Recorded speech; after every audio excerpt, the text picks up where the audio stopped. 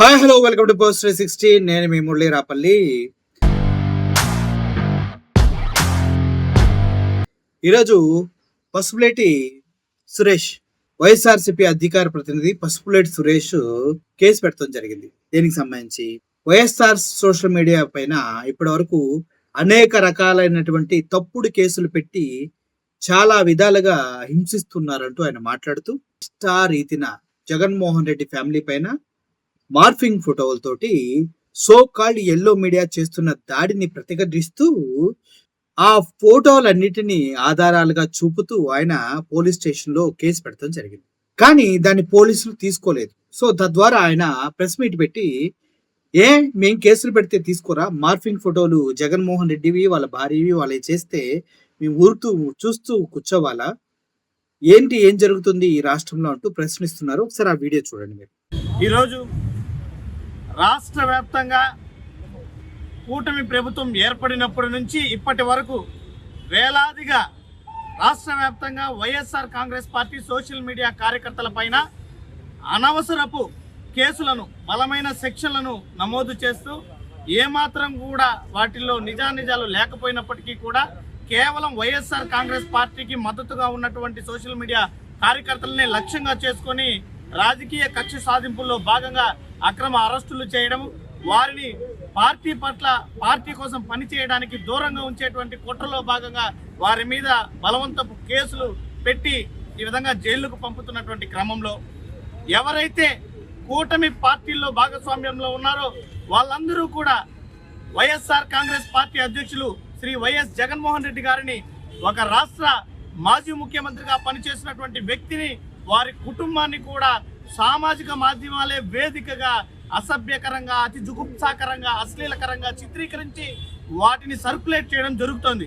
వాటిని పూర్తి ఆధారాలతో సహా రాష్ట్ర వ్యాప్తంగా ఎవరైతే ఆ రకమైనటువంటి మార్ఫింగ్లకు పాల్పడుతున్నారో, జగన్మోహన్ రెడ్డి గారిని మరియు వైఎస్ఆర్ కాంగ్రెస్ పార్టీ నేతల పట్ల అసభ్యమైనటువంటి పోస్టింగులు చేస్తున్నారో పూర్తి ఆధారాలతో సహా ఈరోజు తిరుపతిలోని ఈస్ట్ పోలీస్ స్టేషన్లో కంప్లైంట్ ఇవ్వడం జరిగింది.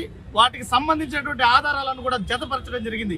పోలీసులను మేము ఒకటే కోరాం, ఏకపక్షమైనటువంటి ధోరణితో కాకుండా నిష్పక్షపాతంగా వాస్తవాలను పరిగణలోకి తీసుకొని నిజానిజానాలను విచారించి ఖచ్చితంగా ఎవరైతే ఈ వైఎస్ జగన్మోహన్ రెడ్డి గారిని, అదేవిధంగా వైఎస్ఆర్ కాంగ్రెస్ పార్టీ నేతలను ఈ విధంగా మార్పింగులు చేసి మానసికంగా చిత్రవదలకు గురి చేస్తున్నారో వారందరి పైన కూడా చట్టపరంగా చర్యలు తీసుకోవాలని చెప్పి డిమాండ్ చేసి ఫిర్యాదు ఇవ్వడం జరిగింది. పోలీసు అధికారులు కూడా దీనిపైన తక్షణం స్పందించాల్సినటువంటి అవసరం ఉంది. ఎందుకంటే ఈరోజు ఈ రకమైనటువంటి రాజకీయ కక్ష సాధింపులు మంచి పద్ధతి కాదు. నిష్పక్షపాతంగా విచారణ జరిపి చర్యలు తీసుకోవాలని చెప్పి వైఎస్ఆర్ కాంగ్రెస్ పార్టీగా మేము డిమాండ్ చేస్తున్నాం. చూశారు కదా, రాజకీయ నాయకులకి పోలీసులు పెంపుడు కుక్కల్లా మారిపోయారు ఆంధ్రప్రదేశ్లో అంటూ పసుపులేటి సురేష్ మాట్లాడటం జరిగింది.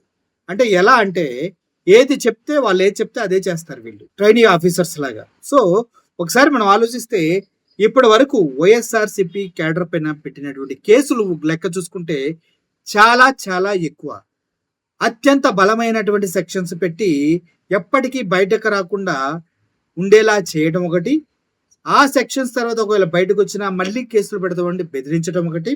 ఇలా చూసుకుంటూ పోతే వైఎస్ఆర్సీపీ సోషల్ మీడియా ఉన్నటువంటి స్ట్రెంగ్త్ కి భయపడిపోయి ఇటువంటి కేసులు పెడతాం జరుగుతూనే ఉంది.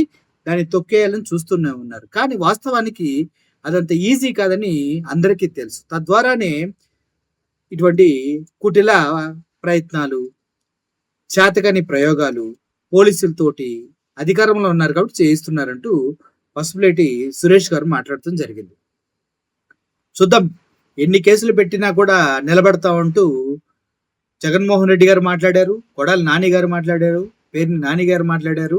వైఎస్ఆర్సీపీలో ఉన్నటువంటి ప్రతి కార్యకర్త, ప్రతి సోషల్ మీడియా యాక్టివిస్ట్ యాక్టివ్ అవడానికి కారణం కూడా వాళ్ళపైన పెట్టిన కేసుల వల్ల భయపడి, బాధపడి, ఇలా భయపడితే మనల్ని తొక్కేస్తారని ధైర్యం తెచ్చుకొని పెడుతున్న పోస్టులే అని తెలుస్తూ ఉంది. సో అవి గమనించకుండా ఇంకా వాళ్ళపైన నిరంకుశ ధోరణిలో తొక్కివేయాలని చూస్తే మాత్రం వాళ్ళు ఒక అగ్నిపర్వతమై పేలి అందరినీ దహించి వేసే అవకాశం కూడా ఉందని సవినయంగా విన్నవించుకుంటూ సెలవు తీసుకుంటున్నాను. Thank you for watching this video. Murali signing off. Thank you so much.